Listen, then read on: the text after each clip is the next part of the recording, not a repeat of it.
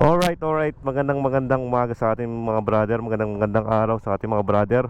For today's video mga brother ay papakita natin mga brother itong Suzuki Rider 150 mga brother. Papakita ko sa inyo dahil ito ay for sale na ni Bayaw, dahil hindi na nagagamit, na i-stock na.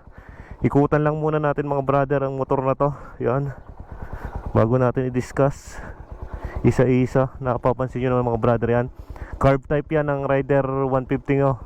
Ito ay 2025 model mga brother.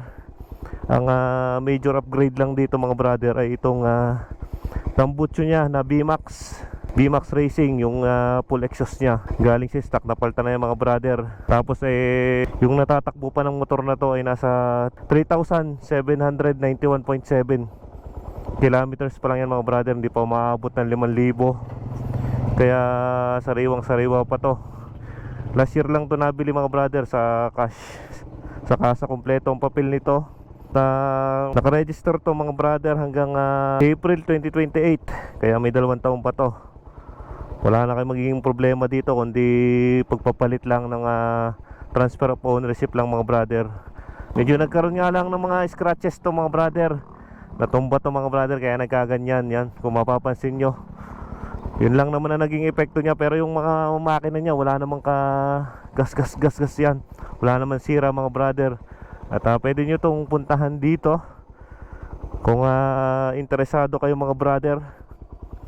Sinama na natin sa vlog para makita nyo ng buo. Yan, bali ito ay 6 speed. Ipapakita ko sa inyo mamaya mga brother ang takbo nito.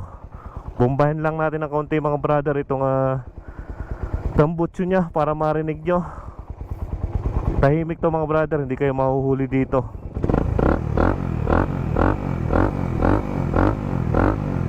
Hindi naman siya ganun kaingay, no? Kahit bombahin nyo ng malakas yan.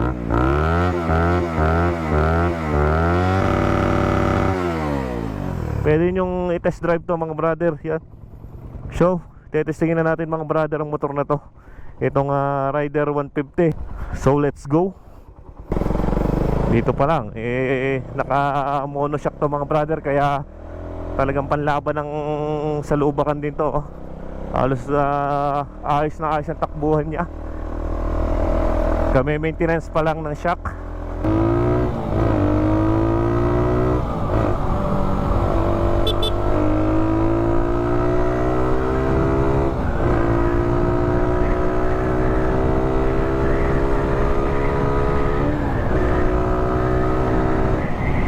So, isanda na yung takbo natin, no?